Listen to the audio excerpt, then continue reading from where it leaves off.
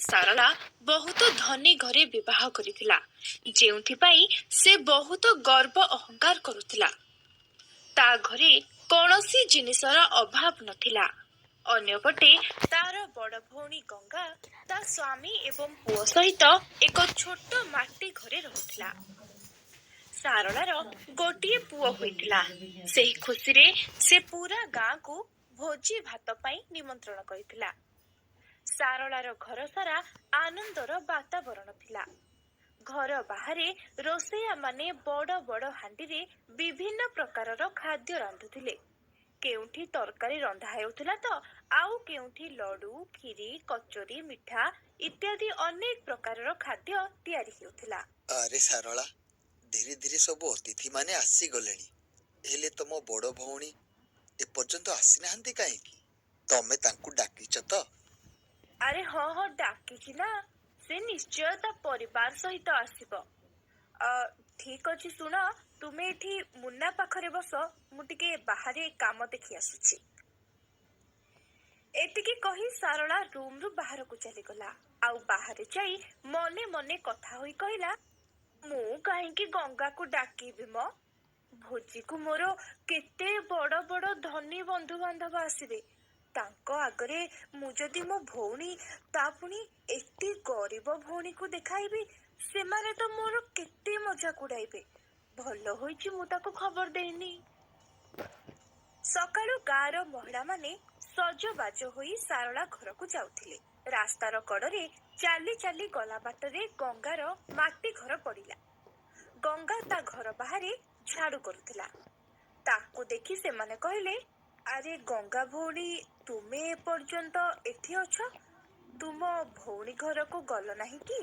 ତୁମ ଭଉଣୀର ପା ପୁଅ ହେଇଛି। ତୁମେ ତ ମାଉସୀ ହେଲ। ତୁମେ ତ ସବୁଠାରୁ ପ୍ରଥମେ ପହଞ୍ଚିବା କଥା। ଗଙ୍ଗା ଏହା ଶୁଣି ଆଶ୍ଚର୍ଯ୍ୟ ହୋଇଗଲା। ଏ ବିଷୟରେ ତାକୁ କିଛି ଜଣା ନଥିଲା, କିନ୍ତୁ ସେ ମହିଳାମାନଙ୍କ ଆଗରେ ଏପରି ଅଭିନୟ କଲା ଯେପରି ତାକୁ ଏ କଥା ପୂର୍ବରୁ ହିଁ ଜଣା ଅଛି। ଆରେ ହଁ ଭଉଣୀ, ମୁଁ ବାସ୍ ଏଇ ଘର କାମ ସାରୁଛି। ଟିକିଏ ପରେ ମୁଁ ବି ବାହାରି ଯିବି। ଆଉ ଆପଣମାନେ ଆଗରେ ଚାଲନ୍ତୁ, ମୁଁ ପହଞ୍ଚିଯିବି। ଠିକ ଅଛି, ଶୀଘ୍ର କାମ ସାରି ଆସ। ଶୁଣିଛି ସାରଳା ସାରା ଗାଁକୁ ଡାକିଛି। ଗୋଟେ ବହୁତ ବଡ଼ ଭୋଜିର ଆୟୋଜନ ବି କରିଛି। ହଁ ଭଉଣୀ, ଏ ତ ବହୁତ ଆନନ୍ଦର କଥା। ତୁମେମାନେ ଯାଅ, ମୁଁ ମଧ୍ୟ ଆସୁଛି। ଏତିକି କହି ମହିଳାମାନେ ସେଠାରୁ ଚାଲିଗଲା ପରେ ଗଙ୍ଗାର ମୁହଁ ଶୁଖିଗଲା। ଏହା ତ ବହୁତ ଆନନ୍ଦର କଥା, କିନ୍ତୁ ମୋତେ ତ ଏ ବିଷୟରେ କିଛି ଜଣା ନଥିଲା। ମୋ ସାନ ଭଉଣୀ ମୋତେ ଏତେ ବଡ଼ ଖୁସି ଖବର ଜଣେଇଲାନି। ବୋଧହୁଏ ସେ ବିଚାରୀ କାମରେ ବ୍ୟସ୍ତତାରେ ଭୁଲି ଯାଇଥିବ, ନହେଲେ ସେ ପୁଣି ମୋତେ ଡାକିବନି, ଏହା ତ ଅସମ୍ଭବ। ଆରେ ଶୁଣୁଛ, ମୋ ସାନ ଭଉଣୀ ସାରଳାର ପୁଅ ହୋଇଛି। ଗାଁର ସ୍ତ୍ରୀ ମାନେ କହୁଥିଲେ ସମସ୍ତେ ସେଠାକୁ ଯାଉଛନ୍ତି। ମୁଁ ମଧ୍ୟ ଯିବି। ମୁଁ ତ ମାଉସୀ ହେଲି। ଆଜି ମୁଁ ବହୁତ ଖୁସି। ଆରେ ଏଇଟା ତ ବହୁତ ବଡ଼ ଖୁସିର କଥା ଗଙ୍ଗା। ହେଲେ ତୁମକୁ ସାରଳା ତ ନିମନ୍ତ୍ରଣ ଦେଇନାହାନ୍ତି। ବିନା ନିମନ୍ତ୍ରଣରେ ସେଠାକୁ ଗଲେ କିଛି ଠିକ ହବନି। ତୁମେ ସେଠାକୁ ବିଲକୁଲ ଯାଅନି। ଲୋକେ ଶୁଣିଲେ କଣ ଭାବିବେ କହିଲ? ଆରେ ତମେ ଛାଡ ସେ କଥା। ସେ ବିଚାରୀ କାମ ବ୍ୟସ୍ତରେ ଭୁଲି ଯାଇଥିବ। ଏତେ ବଡ଼ କାମରେ ଏମିତି ଏପଟ ସେପଟ ତ ହୁଏ। ଚାଲ ନା, ମୁଁ ମଧ୍ୟ ଯିବି। ମୁଁ ତ ବଡ଼ ଭାଇ ହୋଇଗଲି। ମତେ ମଧ୍ୟ ମୋ ସାନ ଭାଇକୁ ଦେଖିବାକୁ ଭାରି ଇଚ୍ଛା ହେଲାଣି। ଦେଖ, ପୁଅ ବି ଜିଦି କଲାଣି। ତୁମେ ଚିନ୍ତା କର ନାହିଁ, ଆମେ ଦୁହେଁ ଯାଉଛୁ। ସେ ଆମକୁ ଦେଖି ବହୁତ ଖୁସି ହେଇଯିବ। ଠିକ ଅଛି, ହେଲେ ତମେ ବେଶୀ ବିଳମ୍ବ କରିବନି। ଶୀଘ୍ର ଚାଲି ଆସିବ। ମତେ ବି ବିଲକୁ ଯିବାର ଅଛି। କିଛି କାମ ବାକି ରହିଯାଇଛି। ଏତିକି କହି ଗଙ୍ଗାର ସ୍ୱାମୀ ରମେଶ କ୍ଷେତକୁ ଯିବା ପାଇଁ ବାହାରିଗଲା। କିନ୍ତୁ ମନେ ମନେ ଗଙ୍ଗାକୁ ଏକଥା ଠିକ ଲାଗୁନଥିଲା, ଏମିତି ସାରଳା ଘରକୁ ଯିବାକୁ। ଆଉ ସେ ମନେ ମନେ ଭାବୁଥିଲା କଣ ଉପହାର ନେଇକି ଯିବ। ବହୁତ ସମୟ ଭାବିବା ପରେ ତାର କିଛି ମନେ ପଡ଼ିଲା। ବର୍ତ୍ତମାନ ତ ଆମ ପାଖରେ ଦେବାକୁ ବେଶୀ କିଛି ନାହିଁ, କିନ୍ତୁ ମୁଁ ନିଜ ହାତରେ ଗୋଟେ ସ୍ୱେଟର ବୁଣିଥିଲି। ଭାବିଥିଲି ଯେତେବେଳେ ସାରଳାକୁ ସନ୍ତାନ ହେବ ସେତେବେଳେ ତାକୁ ଦେବି। ଆଜି ସେ ଦିନ ଆସିଗଲା। ଚାଲ ପୁଅ, ୟାକୁ ନେଇ ଯିବା। ହଁ ମା, ଏହା ତ ବହୁତ ଭଲ ଉପହାର ହେବ। ମାଉସୀଙ୍କୁ ବହୁତ ଭଲ ଲାଗିବ। ଗଙ୍ଗା ନିଜ ପୁଅକୁ ନେଇ ଧୀରେ ଧୀରେ ସାରଳା ଘର ଆଡକୁ ଚାଲିଲା। ଗଙ୍ଗା ବହୁତ ଭୋଲି ଆଉ ସରଳ ଥିଲା।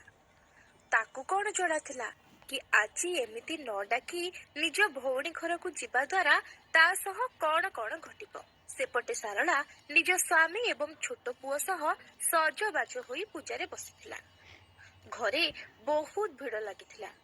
ଗାଁର ବଡ଼ ବଡ଼ ଲୋକ, ବନ୍ଧୁବାନ୍ଧବ, ସାଙ୍ଗସାଥୀ ଏବଂ ସ୍ତ୍ରୀ ଲୋକମାନେ ସମସ୍ତେ ସେଠାରେ ବସିଥିଲେ ଏବଂ ପଣ୍ଡିତ ମନ୍ତ୍ର ପଢୁଥିଲେ।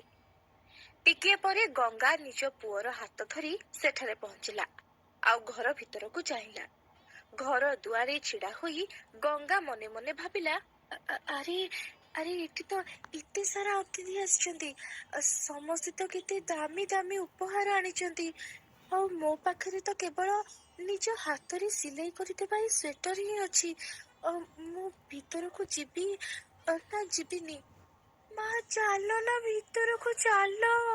ମା ଚାଲ, ଦେଖ ନା ମାଉସୀ ଛୋଟ ଭାଇକୁ ନେଇ ବସିଛନ୍ତି। ଚାଲ ନା ମା, ତମେ ରହିଗଲ କାହିଁକି? ଟିକେ ଟିକେ ରହ ପୁଅ, ମତେ କିଛି ଠିକ ଲାଗୁନି।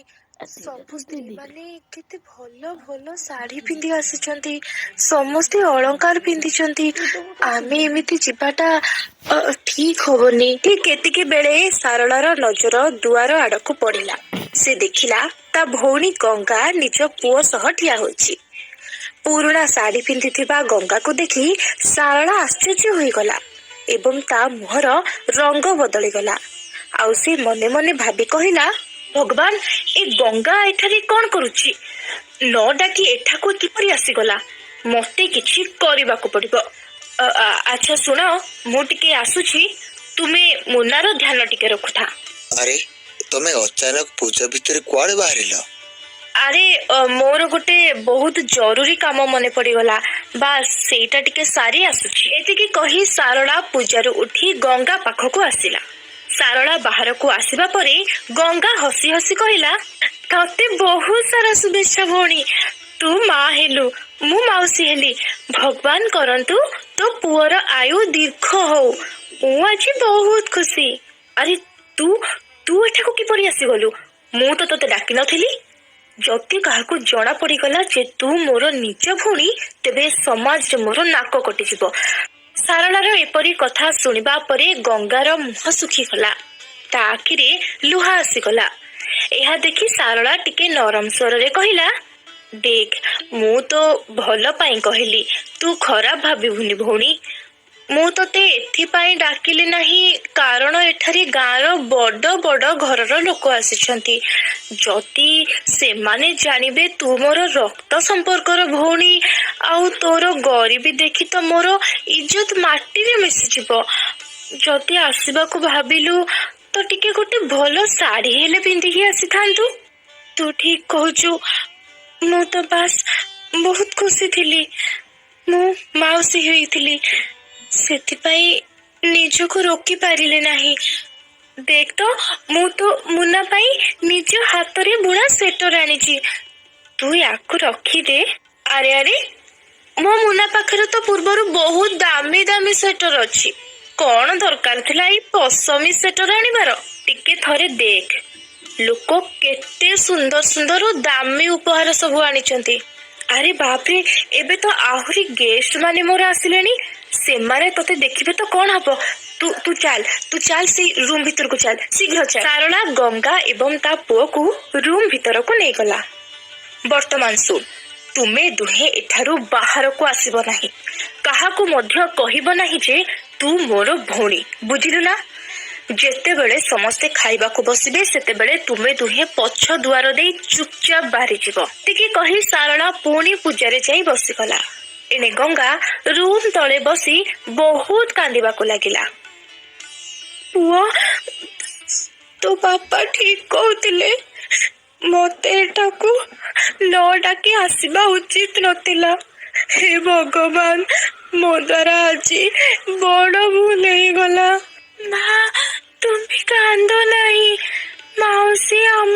ଏପରି କାହିଁକି କଲେ? ଏବେ କଣ ସେ ଆମକୁ ମୋ ଛୋଟ ଭାଇ ସହ ଦେଖା କରିବାକୁ ମଧ୍ୟ ଦେବେ ନାହିଁ ମା? ଗଙ୍ଗା ପାଖରେ ତା ପୁଅ ରାହୁଲର ପ୍ରଶ୍ନର କୌଣସି ଉତ୍ତର ନଥିଲା। କିଛି ସମୟ ପରେ ପୂଜା ସରିଲା। ଗାଁର ସମସ୍ତ ଲୋକ ବସି ଖାଇବାକୁ ଲାଗିଲେ। ଚାରି ପାଖରେ ନାନା ପ୍ରକାରର ମିଠା, ପକ୍ୱାନ ଏବଂ ସ୍ୱାଦିଷ୍ଟ ବ୍ୟଞ୍ଜନର ସୁଗନ୍ଧ ଭରି ଯାଉଥିଲା। ସେହି ସମୟରେ ଗଙ୍ଗାର ପୁଅ ରାହୁଲ ଧୀରେ ଧୀରେ ଉଠି ଗଙ୍ଗାକୁ କିଛି ନ କହି ବାହାରକୁ ଚାଲିଗଲା। ଆଉ କିଛି ସମୟ ପରେ ଦୁଇ ଜଣ ସ୍ତ୍ରୀ ଲୋକ ଖାଇସାରି ସାରଳାର ରୁମ୍ ଆଡ଼କୁ ଦେଖିଲେ। ସେଠାରେ ଗଙ୍ଗା ବସିଥିଲା। ସେମାନେ ଗଙ୍ଗାକୁ ରୁମ୍ରେ ଦେଖି ରୁମ୍ ଭିତରକୁ ଚାଲିଗଲେ। ଆରେ ତୁମେ କିଏ ଏବଂ ଏଠାରେ ସାରଳାର କୋଠରୀରେ କାହିଁକି ବସିଛ? ଆମେ ପୂର୍ବରୁ ତ ତୁମକୁ କେଉଁଠି ଦେଖିନାହୁଁ। ଆରେ ହଁ ହଁ, ତୁମେ ଏକା ଏ କୋଠରୀରେ କାହିଁକି ବସିଛ? କିଏ ତୁମେ? ତୁମେ ଏଠାରେ କ'ଣ କରୁଛ? ଏହାପରେ ଦୁଇ ଜଣ ସ୍ତ୍ରୀ ଲୋକ ଗଙ୍ଗାକୁ ପ୍ରଶ୍ନ ପଚାରିବାକୁ ଲାଗିଲେ। ଆଉ ଗଙ୍ଗା ପୁରା ଡରିଗଲା। ମୁଁ ସାରଳାର ଭଉଣୀ। ନା ନା, ମୁଁ ଏଠାରେ। କ'ଣ? ତୁମେ ସାରଳାର ଭଉଣୀ? କ'ଣ କହୁଛ? ତୁମର ଅବସ୍ଥା ଦେଖି ତ ଲାଗୁନାହିଁ ତୁମେ ସାରଳାର ଭଉଣୀ ହେଇଥିବ। ଏହା କହି ସେମାନେ ଜୋରରେ ହସିବାକୁ ଲାଗିଲେ। ସେମାନଙ୍କର ଆବାଜ ଶୁଣି ସାରଳା ଦୌଡ଼ି ଦୌଡ଼ି ଆସିଲା। ଆରେ ସାରଳା, ଏଇ କ'ଣ ଶୁଣୁଛୁ? ଏଇ ସ୍ତ୍ରୀ ଲୋକ ତୋର ଭଉଣୀ? ତୁ ତ କହିନାହୁଁ ଯେ ତୋର ଗୋଟେ ଭଉଣୀ ଅଛି ଆଉ ସେ ଏଠାକୁ ଆସିଛି ଏବଂ ସେ କୋଠରୀରେ କାହିଁକି ବସିଛନ୍ତି? ଥରେ ମଧ୍ୟ ବାହାରକୁ କାହିଁକି ଆସିଲେନି? ଆରେ ଆରେ, କିଏ କହିଲା ଇଏ ମୋ ଭଉଣୀ? ଏ ତ ମୋ ଘରେ କାମ କରିବାକୁ ଆସେ। ବାସ୍ କିଛି ଦିନ ହେଲା ୟାକୁ କାମରେ ରଖିଛି। ଆଉ ଦେଖ ତ, ୟାକୁ ଦିନେ କ'ଣ ଭଉଣୀ ଡାକିଥିଲି ଯେ ଇଏ ସତରେ ମତେ ଭଉଣୀ କରିଦେଲା। ସାରଳାର ଏପରି କଥା ଶୁଣି ଗଙ୍ଗା ଆଖିରେ ଲୁହ ଆସିଗଲା। ତାକୁ ବହୁତ ଖରାପ ଲାଗିଲା। ଆଚ୍ଛା, ତେବେ ଏମିତି କଥା। ଏଇ କାମ କରୁଥିବା ମହିଳା ତୁମକୁ ନିଜ ଭଉଣୀ କହୁଥିଲା? ସାହସ ତ ଦେଖ ୟାର। ଚାଲ ସାରଳା, ଆମେ ଏବେ ଚାଲୁଛୁ। ଆଜି ତୁମକୁ ଘରକୁ ଆସି ବହୁତ ଭଲ ଲାଗିଲା। ଏବେ ଆମେ ଆସୁଛୁ। ଏହା କହି ସ୍ତ୍ରୀ ଲୋକମାନେ ସେଠାରୁ ଚାଲିଗଲା ପରେ ସାରଳା ଗଙ୍ଗା ଉପରେ ଜୋରେ ଚିତ୍କାର କରିବାକୁ ଲାଗିଲା। ତୋର ସାହସ କିପରି ହେଲା ସେମାନଙ୍କ ଆଗରେ ମୁହଁ ଖୋଲିବାର? ତୁ କାହିଁକି କହିଲୁ ଯେ ତୁ ମୋର ଭଉଣୀ? ମୁଁ ତୋତେ ପୂର୍ବରୁ ମନା କରିଥିଲି ନା, ତେବେ ତୁ କାହିଁକି କହିଲୁ? ମୁଁ ଜାଣେ ତୁ ଜାଣି ଶୁଣି ଏପରି କରିଛୁ ନା, ଯେପରି ମୋର ନାକ କଟିଯିବ ଏବଂ ଲୋକମାନେ ମୋ ଉପରେ ହସିବେ। ତୁ ମୋର ଭଉଣୀ ନୁହେଁ, ଶତ୍ରୁ। ତୁ ମୋର ଶତ୍ରୁ। ଦେଖ ସାରଳା, ମତେ କ୍ଷମା କରିଦବୁ।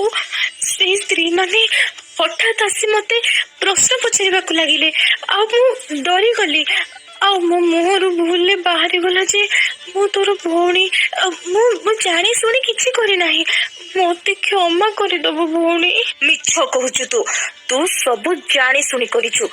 ମୋର ପିଲା ପାଇଁ ଆଜି କେତେ ଖାସ୍ ହେଇନଥିଲା, ତୁ ସବୁ ବର୍ବାଦ କରିଦେଲୁ। ଗୋଟିଏ ତ ଏଠାକୁ ନ ଡାକି ଆସିଗଲୁ, ଆଉ ମୋ ସାଙ୍ଗମାନଙ୍କ ଆଗରେ ମୋର ବେଜ୍ଜତି କରିଥିଲୁ। ବର୍ତ୍ତମାନ ଏଠାରୁ ଚାଲିଯା। ଆଉ ଶୁଣ, କେବେ ବି ତୋ ମୁହଁ ମତେ ଦେଖାଇବୁନି। ସାରଳାର ଏହି ବ୍ୟବହାର ଗଙ୍ଗାର ହୃଦୟ ଆଜି ସମ୍ପୂର୍ଣ୍ଣ ଭାଙ୍ଗିଦେଲା। ସେ ସେଠାରୁ କାନ୍ଦି କାନ୍ଦି ଚାଲି ଆସିଲା। ଟିକିଏ ସମୟ ପରେ ସାରଳାର ଘର ବାହାରକୁ କେହି ଜଣେ ଆସିଲା। ଓହୋ, ବର୍ତ୍ତମାନ ପୁଣି କିଏ ଆସୁଛି? ପୁଣି ଏଇ ସମୟରେ ମଣିଷକୁ ଟିକେ ସମୟ ଶାନ୍ତି ବି ଦଉନାହାନ୍ତି। ସାରଳା ଦ୍ୱାର ଖୋଲିବାକୁ ଗଲା ଆଉ ଦେଖିଲା ଜଣେ ବୁଢା ବ୍ୟକ୍ତି ବାହାରେ ଠିଆ ହୋଇଛନ୍ତି। ଦେଖି ମଳି ହୋଇଯାଇଥିବା ଗୋଟେ ଲୁଗା ପିନ୍ଧି ଦେହରୁ ଗମ ଗମ ଝାଳ ବାହାରୁଥିଲା ଆଉ ମୁହଁ ପୁରା ଶୁଖି ଯାଇଥିଲା। କିଏ ତୁମେ? କାହିଁକି ମୋର କବାଟ ବାଡଉଥିଲ? ଆରେ ଝିଅ, ମତେ ବହୁତ ଶୋଷ ଲାଗୁଛି। ମତେ ପାଣି ଟିକେ ମିଳିବ କି? ମୁଁ ବହୁତ ଦୂର ଗାଁରୁ ଆସିଛି। ଆରେ ଯାଅ ଯାଅ, ପ୍ରତିଥର କେହି ନା କେହି ଭିକ ମାଗିବାକୁ ଚାଲି ଆସୁଛନ୍ତି। ଯା ଯା, ମୋ ଘର ଆଗରେ ଠିଆ ହୁଅନି, ଯା। ସାରଳାର ଏପରି ବ୍ୟବହାର ଦେଖି ବୁଢା ବ୍ୟକ୍ତି ଜଣକ କିଛି କହିଲେ ନାହିଁ ଆଉ ସେଠାରୁ ଚୁପଚାପ ଚାଲି ଆସିଲେ। ଆଜି ସାରଳାର ଘରେ ପୁରା ଗାଁକୁ ଭୋଜି ଖାଇବାକୁ ଦିଆଯାଇଥିଲା। ବହୁତ ସାରା ଖାଇବା ମଧ୍ୟ ବଳିଥିଲା, କିନ୍ତୁ ଶାରଳା ଜଣେ ବୁଢା ଶୋଷିଲା ବ୍ୟକ୍ତିଙ୍କୁ ଗୋଟିଏ ବୁନ୍ଦା ପାଣି ମଧ୍ୟ ଦେଲା ନାହିଁ। ଶାରଳା ଜାଣିନଥିଲା ଯେ ସେହି କ୍ଷଣରେ ତାର ଭାଗ୍ୟ ଆଉ ଗୋଟେ ମୋଡ଼ ନେଇଥାନ୍ତା। ସେଇ ବୁଢା ବ୍ୟକ୍ତି ପାଣି ଖୋଜି ଚାଲି ଚାଲି କିଛି ଦୂର ଗଲା ପରେ ବିପରୀତ ଦିଗରୁ ଗଙ୍ଗା ନିଜ ପୁଅ ସହ ଯାଉଥିଲା। ଦୁହିଁଙ୍କ ଆଖି ଲୁହରେ ଭରି ଯାଇଥିଲା। ମୁଖମଣ୍ଡଳରେ ଉଦାସ ଥିଲା। ବୁଢା ବ୍ୟକ୍ତି ଜଣଙ୍କ ଧୀର ସ୍ୱରରେ କହିଲେ, ଝିଅ, ମତେ ସାହାଯ୍ୟ କର। ମତେ ପାଣି ଟିକେ ଦେଇପାରିବ? ଶୋଷରେ ମୋ ଗଳା ଶୁଖିଗଲାଣି। ମୁଁ ଜାଣିନି ଏଠାରେ କୋଉଠି ପାଣି ମିଳିବ। ହଁ ବାବା, ନିଶ୍ଚୟ। ମୋ ଘର ଏଠାରୁ ଟିକିଏ ଦୂର, କିନ୍ତୁ ଆପଣଙ୍କୁ ତ ବହୁତ ଶୋଷ ଲାଗୁଛି। ଏଇ ପାଖରେ ଗୋଟେ ନଦୀ ଅଛି, ମୁଁ ସେଠାରୁ ପାଣି ଆଣୁଛି। ପୁଅ ଶୁଣ, ତୁ ଘରକୁ ଯା, ମୁଁ ବାବାଙ୍କୁ ପାଣି ପିଆଇ ଆସୁଛି। ବାବା, ଆପଣ ଚାଲନ୍ତୁ ତ, ଏଇ ଗଛ ଛାଇ ତଳେ ଟିକେ ବସିଯାଆନ୍ତୁ, ମୁଁ ବର୍ତ୍ତମାନ ପାଣି ଆଣୁଛି। ଏତିକି କହି ଗଙ୍ଗା ପାଖରେ ନଦୀକୁ ପାଣି ଆଣିବାକୁ ଚାଲିଗଲା। ଟିକିଏ ପରେ ଗଙ୍ଗା ପାଣି ନେଇ ସେହି ବୁଢା ବ୍ୟକ୍ତିଙ୍କ ପାଖରେ ପହଞ୍ଚିଲା। ନିଅନ୍ତୁ ବାବା, ପାଣି ପିଅନ୍ତୁ। ବୁଢା ଥରୁଥିବା ହାତରେ ଧୀରେ ଧୀରେ ପାଣି ପିଇଲେ ଏବଂ କହିଲେ, ଝିଅ, ତୁମେ କେବଳ ମତେ ପାଣି ପେଇନ, ମତେ ତମେ ନୂଆ ଜୀବନ ଦେଇଛ। ଭଗବାନ ତୁମକୁ ସବୁବେଳେ ସୁଖରେ ରଖନ୍ତୁ। ଆରେ ନା ବାବା, ଏଇ ତ ମୋ କର୍ତ୍ତବ୍ୟ ଥିଲା। ଗଙ୍ଗା ତାଙ୍କୁ ଧ୍ୟାନର ସହିତ ଦେଖୁଥିଲା। ତାଙ୍କ ମୁଖମଣ୍ଡଳରେ ଥକାପଣ ଥିଲା। ଓଠ ଶୁଖିଗଲାଣି, ଶରୀର ଝାଳ ଏବଂ ଧୂଳି ହୋଇଥିଲା। ସେ ବହୁତ ଦୁର୍ବଳ ମଧ୍ୟ ଦେଖାଯାଉଥିଲେ। ଆଚ୍ଛା ବାବା, ଆପଣ କେଉଁଠାରୁ ଆସିଛନ୍ତି? ଆପଣଙ୍କ ଘର କେଉଁଠି? ଆପଣ ବହୁତ ଦୁର୍ବଳ ଲାଗୁଛନ୍ତି। ଆସନ୍ତୁ, ମୋ ଘରକୁ ଚାଲନ୍ତୁ। ଟିକେ ଆରାମ କରିବେ, ମୁଁ ଆପଣଙ୍କ ପାଇଁ କିଛି ଖାଇବାକୁ ତିଆରି କରିଦେଉଛି। ଝିଅ, ମୁଁ ବହୁତ ଦୂର ଗାଁରୁ ଆସିଛି। ତୁମେ ମତେ ପାଣି ପିଆଇଲ, ସେତକ ମୋ ପାଇଁ ବହୁତ ବଡ଼। ଏବେ ମୁଁ ଯାଉଛି। ତୁମକୁ ବହୁତ ବହୁତ ଧନ୍ୟବାଦ। ନା ବାବା, ଏପରି କିପରି ଆପଣଙ୍କୁ ଯିବାକୁ ଦେବି? ଆପଣ ମୋ ପିତା ସମାନ। ଆପଣ ବହୁତ ଥକି ବି ଯାଇଛନ୍ତି। ଚାଲନ୍ତୁ, ମୋ ଘରେ କିଛି ଖାଇଦେବେ, ଆପଣଙ୍କୁ ଟିକେ ଶକ୍ତି ମିଳିବ। ଯଦି ତୁ କହୁଛୁ ତାହେଲେ ଠିକ ଅଛି। ଗଙ୍ଗାଙ୍କୁ ସେଇ ବୁଢା ବ୍ୟକ୍ତିଙ୍କ ଉପରେ ବହୁତ ଦୟା ଆସିଗଲା। ସେ ତାଙ୍କୁ ନିଜ ଛୋଟ ମାଟି ଘର ଆଡକୁ ନେଇ ଚାଲିଲା। ବାବା, ଆପଣ ଏଠାରେ ବସି ଆରାମ କରନ୍ତୁ, ମୁଁ ଶୀଘ୍ର ଆପଣଙ୍କ ପାଇଁ କିଛି ଖାଇବାକୁ ତିଆରି କରିଦଉଛି। ବୁଢା ବ୍ୟକ୍ତି ଜଣଙ୍କ ଗଙ୍ଗାର ଝୋପଡି ଭିତରେ ଆସନ ଉପରେ ବସିଲେ। ଗଙ୍ଗା ଶୀଘ୍ର ଚୁଲି ଜାଳି ଖାଦ୍ୟ ପ୍ରସ୍ତୁତ କରିବାକୁ ଲାଗିଲା। ଟିକିଏ ସମୟ ପରେ ଗଙ୍ଗା ରୁଟି ଆଉ କିଛି ଭଜା ତିଆରି କରି ବୁଢା ବାବାଙ୍କୁ ଖାଇବାକୁ ଦେଲା ଏବଂ ବଡ ସ୍ନେହର ସହିତ କହିଲା, ମତେ କ୍ଷମା କରିଦିଅନ୍ତୁ। ମୋ ଘରେ ଯାହା ରୁଖା ସୁଖା ଥିଲା ତାକୁ ତିଆରି କରିଦେଲି। କୃପା କରି ଏହି ଖାଇବାକୁ ଗ୍ରହଣ କରନ୍ତୁ। ବୁଢା ବ୍ୟକ୍ତି ଜଣକ ଥାଳି ନିଜ ସାମ୍ନାରେ ରଖିଲେ ଏବଂ ଧୀରେ ଧୀରେ ଖାଇବାକୁ ଲାଗିଲେ। ସେହି ଖାଇବା ତାଙ୍କୁ ବହୁତ ଶାନ୍ତି ଦେଉଥିଲା। ଝିଅ, ତୁ ମନ ଉଣା କରନି। ତୁ ତ ବହୁତ ସ୍ୱାଦିଷ୍ଟ ଖାଦ୍ୟ ତିଆରି କରିଛୁ। ତୋ ହାତରେ ତ ସ୍ନେହ ମମତା ଭରି ରହିଛି। ଝିଅ, ତୁ ବହୁତ ଉଦାସ ଜଣା ପଡୁଛୁ। ତୋ ଆଖି ଦେଖି ମୁଁ ଜାଣିପାରୁଛି। ଏହା ଶୁଣି ଗଙ୍ଗା ଆଖିରୁ ଲୁହ ବୋହି ଆସିଲା। ସେ ନିଜ ମନର ସବୁ କଥା ବୁଢା ବାବାଙ୍କୁ କହିବାକୁ ଲାଗିଲା। କଣ କହିବି ବାବା, ମୋ ଜୀବନ ଦୁଃଖରେ ଭରିଛି। ମୋ ସ୍ୱାମୀ ଦିନ ସାରା କ୍ଷେତରେ କାମ କରନ୍ତି, ତଥାପି ପେଟ ଭରି ଖାଦ୍ୟ ମିଳେ ନାହିଁ। ଆଜି ମୁଁ ନିଜ ଭଉଣୀ ଘରକୁ ଗଲି, ତାର ପୁଅ ହୋଇଛି। ଭାବିଲି ଖୁସି ବାଣ୍ଟିବି, କିନ୍ତୁ ସେଠାରୁ ଅପମାନ ନେଇ ଫେରି ଆସିଲି। ମତେ କେହି ଡାକି ନଥିଲେ, ତଥାପି ମୁଁ ସେଠାକୁ ଗଲି। ଆଉ ତାପରେ ମତେ ଏବଂ ମୋ ପୁଅକୁ ବହୁତ ଅପମାନିତ କରାଗଲା ବାବା। କିନ୍ତୁ ଏଥିରେ ଭୁଲ ମୋର ହିଁ ଥିଲା। ମତେ ଏମିତି ସେମାନେ ନ ଡାକି ସେଠାକୁ ଯିବା ଉଚିତ ନଥିଲା। ଗଙ୍ଗା ଏପରି କହୁ କହୁ କାନ୍ଦିବାକୁ ଲାଗିଲା। ଆଉ ଗଙ୍ଗାକୁ କାନ୍ଦୁଥିବାର ଦେଖି ବୁଢା ବାବାଙ୍କ ଆଖିରେ ଦୟା ଏବଂ କରୁଣା ଝଲକି ଉଠିଲା। ସେ ଗଙ୍ଗାର ସଫା ହୃଦୟ ଏବଂ ସଚ୍ଚା ମନକୁ ଚିହ୍ନି ପାରିଲେ। ଝିଅ, ଜମାରୁ ଦୁଃଖ କରନି, ଭଗବାନ ସବୁ ଦେଖୁଛନ୍ତି। ଯେ ହୃଦୟରୁ ଭଲ ହୋଇଥାଏ ତା ଜୀବନ ଦିନେ ନା ଦିନେ ଆଲୋକିତ ହୋଇଥାଏ। ଝିଅ, ତୁ ମୋର ଆଜି ବହୁତ ବଡ଼ ଉପକାର କରିଛୁ। ମତେ ଶୋଷ ଲାଗୁଥିଲା, ତୁ ମତେ ପାଣି ପିଆଇଛୁ।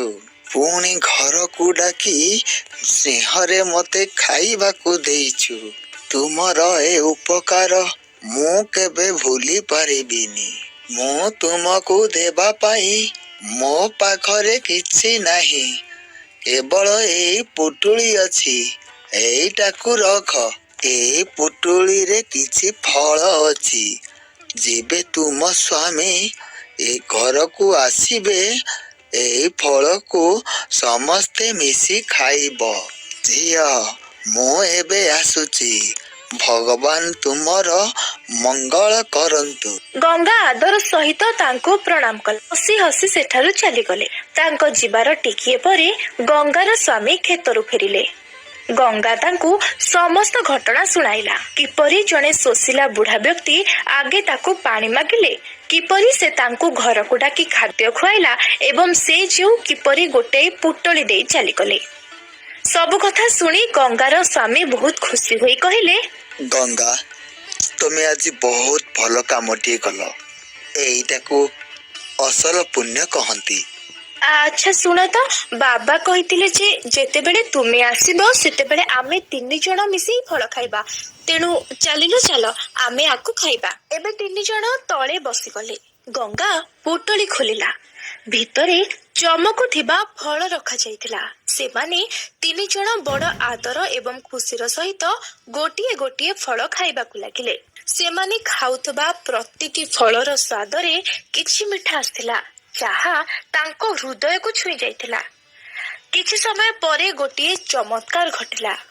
ଯେତେବେଳେ ସେମାନେ 3 ଜଣ ନିଜ ନିଜ ଫଳ ଖାଇସାରିଲେ, ହଠାତ୍ ଆକାଶରୁ ଗୋଟିଏ ଉଜ୍ଜଳ କିରଣ ଚାରିଆଡେ ପଡ଼ିଲା। ସେ ଆଲୋକ ଏତେ ଅଧିକ ଥିଲା ଯେ କିଛି ସମୟ ପାଇଁ ସେମାନଙ୍କ ଆଖି ଚକଚକ ହୋଇଗଲା ଏବଂ ଯେତେବେଳେ ସେମାନେ ଆଖି ଖୋଲିଲେ, ସେମାନଙ୍କର ଫାଟିଥିବା ପୁରୁଣା କପଡ଼ା ବର୍ତ୍ତମାନ ସୁନ୍ଦର ନୂଆ ଏବଂ ଚମକୁଥିବା ବସ୍ତ୍ରରେ ବଦଳି ସାରିଥିଲା। ଯେଉଁ ମାଟିର ପୁରୁଣା ଝୁପୁଡ଼ି ଥିଲା, ତାହା ବର୍ତ୍ତମାନ ଏକ ସୁନ୍ଦର ବଡ଼ ଘର ହୋଇସାରିଥିଲା। ଘର ଭିତରେ ସୁନା, ଚାନ୍ଦି, ଅନ୍ନ ଏବଂ ବହୁତ ସାରା ଧନ ସମ୍ପତ୍ତିରେ ପୂରିଗଲା। ହେ ଭଗବାନ, ଏସବୁ କଣ ହେଲା ଆଉ କିପରି ହେଲା? ଶୁଣ, ଏସବୁ ସେଇ ବାବାଙ୍କ ଦିଆଯାଇଥିବା ଫଳ ଖାଇବା ଫଳରେ ହୋଇଛି। ଯେତେବେଳେ ଆମେ ଫଳ ଖାଇଲେ ଆମର ସବୁ କିଛି ବଦଳିଗଲା। ଲାଗୁଛି ଆଜି ଈଶ୍ୱର ମନୁଷ୍ୟ ରୂପରେ ଆମ ଘରକୁ ଆସିଥିଲେ ଆମର ପରୀକ୍ଷା ନେବା ପାଇଁ। ଗଙ୍ଗା, ତମେ ଏକଦମ ଠିକ କଥା କହିଛ। ସେ ବାବାକୁ ସାଧାରଣ ମଣିଷ ନଥିଲେ। ଏସବୁ ତୁମର କୋମଳ ହୃଦୟ ପାଇଁ ହୋଇଛି ଗଙ୍ଗା। ଶେଷରେ ଭଗବାନ ତୁମର ପ୍ରାର୍ଥନା ଶୁଣିଛନ୍ତି ଗଙ୍ଗା। ଏହାପରେ 3 ଜଣ ବହୁତ ଖୁସି ହେଲେ ଏବଂ ସେମାନେ ଭଗବାନଙ୍କୁ ଧନ୍ୟବାଦ ଜଣାଇଲେ ଏବଂ ସେହି ଦିନ ପରଠାରୁ ସେମାନେ ଖୁସିର ସହିତ ନିଜ ଜୀବନ ଯାପନ କରିବାକୁ ଲାଗିଲେ। ଏପରି କିଛି ଦିନ ବିତିଗଲା। ସେପଟେ ସାରଳାର ଘରେ ହାଲାତ ମଧ୍ୟ ବଦଳି ଯାଇଥିଲା। ସାରଳା ମାଲିକାଣୀ, ବର୍ତ୍ତମାନ ଆଉ ମୁଁ କାମକୁ ଆସିପାରିବି ନାହିଁ। ମୋ ପୁଅକୁ ସହରରେ ଚାକିରି ହୋଇଯାଇଛି। ବର୍ତ୍ତମାନ ସେ ମତେ କେଉଁଠି ଆଉ କାମ କରିବାକୁ ଦେବ ନାହିଁ। ମୁଁ ଯାଉଛି, ମତେ କ୍ଷମା କରିଦିଅନ୍ତୁ। ଆରେ ଏପରି କିପରି? ତୁମେ କାମ ଛାଡ଼ି ଯାଉଛ? ମୁଁ ଏକା ଏସବୁ କାମ କରିପାରିବି ନାହିଁ। ମୋର ଛୋଟ ପିଲା ଅଛି, ତାକୁ କିଏ ସମ୍ଭାଳିବ? ମୋ ଦ୍ୱାରା ଏତେ ସବୁ କାମ ହବ ନାହିଁ। ତମେ କୁଆଡେ ଯାଇପାରିବନି। ସାରଳା ଯେତେ ବୁଝାଇଲେ ବି ତା ଘରେ କାମ କରୁଥିବା ମହିଳା କାମ ଛାଡ଼ି ଚାଲିଗଲା। ତାର ଛୋଟ ପିଲା ଏବଂ ଘର ସବୁ କାମ ବର୍ତ୍ତମାନ ସାରଳାର ମୁଣ୍ଡ ଉପରକୁ ଆସିଗଲା। ହେ ଭଗବାନ, ଏତେ କାମ ମୋ ଦ୍ୱାରା ତ ହବ ନାହିଁ। ଆଉ ଏପଟେ କାମ କରୁଥିବା ମହିଳା ମଧ୍ୟ କାମ ଛାଡ଼ି ଚାଲିଗଲା।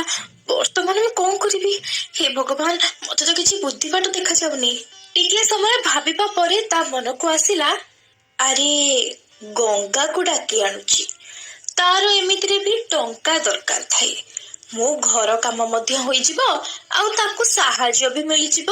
ହଁ, ଏଇଟା ବହୁତ ଭଲ ହବ। ପରଦିନ ସକାଳେ ସରଳା ନିଜ ପିଲାକୁ ଆଉ ସ୍ୱାମୀ ପାଖରେ ଛାଡି ତୁରନ୍ତ ଗଙ୍ଗା ଘର ଆଡକୁ ବାହାରିଗଲା। ସେ ବହୁ ସମୟ ପର୍ଯ୍ୟନ୍ତ ଗଳି ଗଳି ବୁଲିଲା, କିନ୍ତୁ ତାକୁ ଗଙ୍ଗାର ଝୋପଡି କୋଉଠି ମିଳିଲା ନାହିଁ। ଯେଉଁଠାରେ ପୂର୍ବରୁ ମାଟିର ଛୋଟ ଝୋପଡି ଥିଲା, ସେଠାରେ ବର୍ତ୍ତମାନ ବଡ ଘର ଠିଆ ହୋଇଥିଲା। ଆରେ, ଗଙ୍ଗାର ଝୋପଡି ତ କୋଉଠି ଦେଖାଯାଉ ନାହିଁ। ତା ଘର ଶେଷରେ ଗଲା କୁଆଡେ? ଏବେ ତ ରାତି ବି ହେଇଗଲାଣି। ବର୍ତ୍ତମାନ ମୋର ଘରକୁ ଯିବାକୁ ପଡିବ। ସାରଳା ଥକି ଯାଇ ଘରକୁ ଫେରି ଆସିଲା। ପରଦିନ ସକାଳେ ପୁଣି ସେ ଗଙ୍ଗାର ଘର ଖୋଜିବାକୁ ବାହାରିଗଲା। ଆରେ, ତ ଗଙ୍ଗାର ପୁଅ ରାହୁଲ। ହେଲେ ଇଏ ଏତେ ଭଲ କପଡା କେମିତି ପିନ୍ଧିଛି? ଆଉ ଏ ଘର କାହାର? ଯାଏ, ଭିତରକୁ ଯାଇ ଦେଖେ। ସାରଳା ତୁରନ୍ତ ଘର ଭିତରକୁ ଚାଲିଗଲା। ସେଠାରେ ପହଞ୍ଚି ତାର ହୋସ ଉଡିଗଲା। ଆରେ ସାରଳା, ମୋ ଭଉଣୀ, ତୁ ଆ ଭଉଣୀ, ଭିତରକୁ ଆ। ତୁ କେମିତି ଅଛୁ? ଆରେ ଗଙ୍ଗା, ତୁ ଏତେ ସୁନ୍ଦର ଶାଢୀ କୋଉଠୁ ଆଣିଲୁ? ଆଉ ଏ ବଡ ସୁନ୍ଦର ଘର କାହାର? ତୁ ଏଠାରେ କଣ କରୁଛୁ? ଶୀଘ୍ର କହ। ସାରଳା, ଏ ଘର ତ ମୋର। କଣ? କିନ୍ତୁ ଏହା କିପରି ହୋଇପାରେ? ତୋର ତ ଛୋଟ ମାଟି ଝୋପଡି ଥିଲା। ଏସବୁ କିପରି ହେଲା ଗଙ୍ଗା? ତୁ ମିଛ କହୁଛୁ ନା? ଏପରି ହୋଇପାରିବ ନାହିଁ। ନା ଭଉଣୀ, ମୁଁ ସତ କହୁଛି। ଯେଉଁଦିନ ମୁଁ ତୋ ଘରୁ କାନ୍ଦି କାନ୍ଦି ଯାଉଥିଲି, ସେତେବେଳେ ରାସ୍ତାରେ ଗୋଟିଏ ବୁଢା ବାବା ମିଳିଥିଲେ, ଯାହାଙ୍କୁ ମୁଁ ପାଣି ପିଆଇଥିଲି। ପରେ ଘରକୁ ନେଇ ଖାଦ୍ୟ ମଧ୍ୟ ଖୁଆଇଥିଲି। ଆଉ ଯାଉ ଯାଉ ସେ ମୋତେ କିଛି ଫଳ ଦେଇଥିଲେ ଏବଂ କହିଥିଲେ ଯେ ଏହାକୁ ଆଶୀର୍ବାଦ ବୋଲି ଭାବି ଖାଇବୁ। ଯେତେବେଳେ ଆମେ ସେହି ଫଳ 3 ଜଣ ମିଶିକି ଖାଇଲୁ, ସେବେଠାରୁ ହିଁ ଚମତ୍କାର ହେଇଗଲା। କଣ? ଗୋଟାଏ ବୁଢାକୁ ପାଣି ପିଆଇବା ଏବଂ ଖାଦ୍ୟ ଖୁଆଇବା ଫଳରେ ଏସବୁ ହୋଇଗଲା? ଆରେ ଗଙ୍ଗା, ସତ କହ, ତୁ ମୋ ସହ ମଜାକ କରୁନୁ ତ? ନା ନା ସରଳା, ଏହା ହିଁ ସତ୍ୟ। ମତେ ଲାଗୁଛି ସେହିଦିନ ସେ ବୁଢା କୌଣସି ସାଧାରଣ ମନୁଷ୍ୟ ନଥିଲେ। ସେ ନିଜେ ଭଗବାନ ଆମ ଘରେ ମନୁଷ୍ୟର ରୂପ ନେଇ ଆସିଥିଲେ। ସେମାନେ ଆମର ପରୀକ୍ଷା ନେଇଥିଲେ ଯେ ଆମେ କେତେ ଦୟା ଏବଂ ମାନବିକତା ରଖୁ। ଏବଂ ଯେତେବେଳେ ଆମେ ନିସ୍ୱାର୍ଥ ଭାବରେ ତାଙ୍କର ସାହାଯ୍ୟ କଲୁ, ସେତେବେଳେ ସେ ନିଜ ଆଶୀର୍ବାଦରେ ଆମର ଭାଗ୍ୟ ବଦଳାଇଥିଲେ। ଗଙ୍ଗା ମୁହଁରୁ ଏସବୁ ଶୁଣି ସାରଳାର ଆଖି ବଡ ବଡ ହୋଇଗଲା। ଟିକେ ପରେ ସାରଳାର ମନେ ପଡିଲା ଯେ ସେହିଦିନ ସେଇ ବୁଢାକୁ ଖରାପ କହି ସେ ତଡ଼ି ଦେଇଥିଲା। ଆଉ ଗଙ୍ଗାର କଥା ଶୁଣି ସାରଳାର ଲୋଭ ଜାଗ୍ରତ ହେଲା। ସେ ଗଙ୍ଗାକୁ ରାଗିକି କହିଲା, ତୁ କିଛି ଠିକ କଲୁନି ଗଙ୍ଗା। ତୁ ମୋର ହକ୍ ଛଡେଇ ନେଇଛୁ। ସେ ବୁଢା ପ୍ରଥମେ ମୋ ଘରକୁ ଆସିଥିଲେ। ଯଦି ମୁଁ ତାକୁ ପାଣି ପିଆଇ ଦେଇଥାନ୍ତି, ତେବେ ଆଜି ଏସବୁ ଧନ ଦୌଲତ ସବୁ ମୋର ହୋଇଥାନ୍ତା। ଏସବୁ ମୋର ହକ୍ ଥିଲା। ତୁ ମତେ ଠକିଲୁ। ମୋ ଭାଗ୍ୟ ତୁ ଛଡାଇ ନେଲୁ। ନା ନା ସାରଳା, ମୁଁ କାହାର କିଛି ଛଡାଇ ନେଇନି। ମୁଁ ତ ବାସ୍ ସେଇ ବୁଢାଙ୍କର ସାହାଯ୍ୟ କରିଥିଲି। ବୋଧେ ଭଗବାନ ମୋର ସତ୍ୟତା ଦେଖି ହିଁ ମୋ ଉପରେ ଦୟା କଲେ। ମିଛ, ଏସବୁ ହେବା ଉଚିତ ନଥିଲା। ମୁଁ ଯାଉଛି ସେଇ ବୁଢାଙ୍କୁ ଖୋଜିବା ପାଇଁ। ସାରଳା ରାଗରେ ତମତମ ହୋଇ ଗଙ୍ଗାର ଘରୁ ବାହାରି ପଡିଲା ଏବଂ ସମଗ୍ର ଗାଁରେ ସେଇ ବୁଢାଙ୍କୁ ଖୋଜିବାକୁ ଲାଗିଲା। ମାତ୍ର ତାଙ୍କୁ ସେ ବୃଦ୍ଧ ବ୍ୟକ୍ତି କୋଉଠି ମିଳିଲା ନାହିଁ। ବୁଲି ବୁଲି ଥକି ଯାଇଥିବା ସାରଳା ଶେଷରେ ଜଣେ ସାଧୁ ବାବାଙ୍କ ପାଖରେ ପହଞ୍ଚିଲା ଏବଂ କହିଲା, ବାବା, ମୋ ଭଉଣୀ ମୋର ହକ୍ ଛଡେଇ ନେଇଛି। ମତେ ଜଣେ ବୁଢାଙ୍କୁ ଖୋଜିବାକୁ ହେବ। ସାରଳା ସାଧୁ ବାବାଙ୍କୁ ସବୁ କଥା ବିସ୍ତାର ଭାବେ କହିଲା। ସାଧୁ ବାବା ଶାନ୍ତ ସ୍ୱରରେ ସାରଳାକୁ କହିଲେ, ଝିଅ, ତୁ ପ୍ରଥମରୁ ହିଁ ଧନୀ। ତୋର କୋଉ ଜିନିଷରେ କମି ନାହିଁ। ତୋ ବଡ ଭଉଣୀ, ସେ ତ ଗୋଟେ ଶୋଷିଲାକୁ ପାଣି ଦେଇଥିଲା, ଭୋକିଲାକୁ ଖାଇବାକୁ ଦେଇଥିଲା। ସେ ତୋର ହକ୍ ଟା ଛଡେଇ ନେଲା କେମିତି? ସେ ତାର ଭଲ କାମ ପାଇଁ ସେ ତାର ଫଳ ପାଇଛି। ସାଧୁଙ୍କ କଥାରେ ସାରଳା ରାଗିଯାଇ, ଆରେ ତୁମେ ନିଜ ମୁହଁ ବନ୍ଦ କର। ସେସବୁ ମୋର ହିଁ ହକ୍ ଥିଲା। ମୋର ଭଉଣୀ ମୋ ଠାରୁ ସବୁ ଛଡାଇ ନେଲା। ମୁଁ ଏଠାରେ ତୁମଠାରୁ ସେହି ବୁଢାଙ୍କ ଠିକଣା ପଚାରିବାକୁ ଆସିଥିଲି, ଆଉ ସେ ଗଙ୍ଗାର ପ୍ରଶଂସା ଶୁଣିବାକୁ ନୁହେଁ। ଏବଂ ବାକି ଆମ ଗାଁରେ ବହୁତ ଭଲ ଭଲ ସାଧୁ ବାବା ଅଛନ୍ତି। ମୁଁ କେଉଁଠି ଯାଇ ସେଇ ବୁଢାଙ୍କ ଠିକଣା ଲଗାଇ ପାରିବି? ମୋ ପାଖରେ ବହୁତ ପଇସା ଅଛି, ବୁଝିଲ? ସାରଳା ବାବାଙ୍କୁ କଟୁ କଥା କହିବାକୁ ଲାଗିଲା। ସାଧୁ ବାବା ତା ଆଡକୁ ରାଗି ଯାଇ ଦେଖି କହିଲେ, ଆରେ ମୂର୍ଖ ସ୍ତ୍ରୀ, ତୁ ତୋର ଗର୍ବ ଅହଙ୍କାର ପାଇଁ ଅନ୍ଧ ହୋଇଯାଇଛୁ। ତୁ ତୋର ବଡ ଭଉଣୀ ଉପରେ ଏତେ ଅହଙ୍କାର କାହିଁକି? ତୋ ପାଖରେ ଧନ ରତ୍ନ ଟଙ୍କା ସୁନାର କୌଣସି ଅଭାବ ନାହିଁ। ଆଜି ପର୍ଯ୍ୟନ୍ତ ମୋ ଆଗରେ କେହି ଏମିତି କଥା କହିନାହାନ୍ତି, ଆଉ ତୁ ମତେ ଅପମାନିତ କରୁଛୁ। ବର୍ତ୍ତମାନ ତୋର ଏଇ ମୋ ଘମଣ୍ଡ ଆଉ ଅହଙ୍କାର ପାଇଁ ତତେ ତା ପରିଣାମ ଭୋଗିବାକୁ ପଡିବ। ଆରେ ଏବେ ଯା, ମୁଁ ତତେ ଅଭିଶାପ ଦଉଛି। ବାବା ଶାରଳାକୁ ସାପ ଦେବା ପାଇଁ ଯାଉଥିଲେ, ସେତେବେଳେ ସେଠାରେ ଗଙ୍ଗା ଦୌଡ଼ି ଦୌଡ଼ି ଆସିଲା। ବାବା ରହିଯାଆନ୍ତୁ, ସାପ ଦିଅନ୍ତୁ ନାହିଁ। ଇଏ ମୋ ଭଉଣୀ, ଆଉ ତାର ଗୋଟିଏ ଛୋଟ ପିଲା ଅଛି। ଯଦି ଏହାର କିଛି ହେଲା ତେବେ ତା ପିଲାର କଣ ହବ? ଦୟାକରି ୟାକୁ କ୍ଷମା କରିଦିଅନ୍ତୁ ବାବା। ମୁଁ ଆପଣଙ୍କୁ ହାତ ଯୋଡ଼ି ବିନତି କରୁଛି। ମୋ ଭଉଣୀ ଦ୍ୱାରା ଭୁଲ ହୋଇଯାଇଛି। ଆପଣ ଏହା କଥାକୁ ଭୁଲି ଯାଆନ୍ତୁ ବାବା। ହଁ ବାବା, ମତେ କ୍ଷମା କରିଦିଅନ୍ତୁ। ମୁଁ ରାଗରେ ଆସି ଆପଣଙ୍କୁ ବୁରା ଭଲା କହିଦେଲି। ମତେ କ୍ଷମା କରିଦିଅନ୍ତୁ। ମୁଁ ଲୋଭରେ ଅନ୍ଧ ହୋଇଯାଇଥିଲି। ଯେଉଁ ଭଉଣୀ ମୋର ସବୁ ଛଡ଼ାଇ ନେଲା ବୋଲି ଭାବିକି ରାଗରେ ଏଠାକୁ ଆସିଥିଲି, ଆଜି ସେ ମୋ ଜୀବନ ବଞ୍ଚାଇଲା। ଝିଅ, ସତରେ ତୁ ଦେବୀ। ତୋ ହୃଦୟରେ ହିଂସା ଅହଙ୍କାର କିଛି ନାହିଁ, କେବଳ ସ୍ନେହ ମମତା ଭରି ରହିଛି। ତୋ ଭଳି ମଣିଷ ଏ ସଂସାରରେ କମ୍ ଦେଖିବାକୁ ମିଳେ। ତୋ ମୁହଁ ଦେଖି ୟାକୁ ମୁଁ କ୍ଷମା କରୁଛି। ବାବାଙ୍କ କଥା ଶୁଣି ଶାରଳା ଆଖିରେ ଲୁହ ବାହାରିଲା। ତାକୁ ଅନୁଭବ ହେଲା ଯେ ଯେଉଁ ଭଉଣୀକୁ ସେ ଈର୍ଷା କରୁଥିଲା ସେ ହିଁ ତାର ସବୁଠାରୁ ନିଜର ଅଟେ। ଆଉ ସେ କାନ୍ଦି କାନ୍ଦି ଗଙ୍ଗାର ପାଦରେ ପଡ଼ିଗଲା। ମତେ କ୍ଷମା କରିଦେ ଭଉଣୀ। ମୁଁ ଧନ ସମ୍ପତ୍ତିର ଲୋଭ ଗର୍ବରେ ଅନ୍ଧ ହୋଇଯାଇଥିଲି। ସେଥିପାଇଁ ତତେ ସବୁବେଳେ ନିଚା ଭାବି ଅପମାନ କରେ। ଆଉ ଏବେ ତୋର ଅଧିକ ଧନ ଦେଖି ଈର୍ଷା କଲି, କିନ୍ତୁ ତୁ ତ ମୋ ଭଲ ଚିନ୍ତା କରୁ। ମତେ ଏତେ ସବୁ ପରେ ବି ଭଲ ପାଉଛୁ। ଆଜି ମତେ ତୁ ରକ୍ଷା କଲୁ। କିଛି ନାହିଁ ଭଉଣୀ, ତତେ ତୋର ଭୁଲର ଅନୁଭବ ହୋଇଗଲା, ଏତିକି ମୋ ପାଇଁ ବହୁତ ବଡ଼ କଥା। ଆଚ୍ଛା ଚାଲ ତ, ଏ ସବୁ ପଛ କଥା ଭୁଲି ଯାଇ ଆମେ ଗୋଟେ ନୂଆ ଜୀବନ ଆରମ୍ଭ କରିବା। ଯେତେବେଳେ ତୁ ଘରୁ ରାଗରେ ବାହାରିଲୁ ସେତେବେଳେ ମତେ ଲାଗିଲା ଯେ ତୁ କିଛି ଭୁଲ ନ କରି ବସୁ। ସେଥିପାଇଁ ମୁଁ ତ ପଛେ ପଛେ ଆସିଥିଲି। ତୁ ମହାନ ମୋ ପ୍ରିୟ ଭଉଣୀ, ମତେ କ୍ଷମା କରିଦବୁ।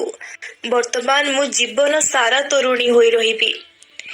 ଏମିତି କିଛି କଥାବାର୍ତ୍ତା ହୋଇ ଦୁଇ ଭଉଣୀ ହସି ହସି ଗଙ୍ଗାର ଘରକୁ ଆସିଲେ।